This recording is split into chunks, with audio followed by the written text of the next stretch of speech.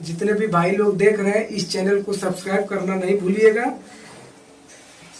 तो आज ये गाना जो कि दूसरे चैनल पे भी चढ़ा है, अनुष्का म्यूजिक खोटा पे चढ़ा है, उस पे 31 मिलियन व्यू है, और भी अधिक चैनलों पे चढ़ा है, उस पे भी अच्छे व्यू है।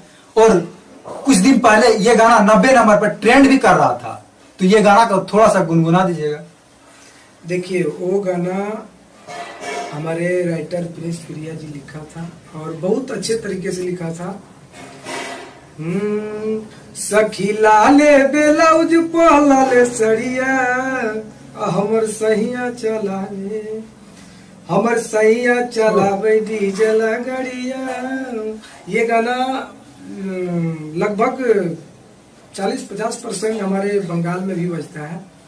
और समझिए कि जिनको अपना लैंग्वेज समझ में नहीं आता है वो इस गाने का फैन है।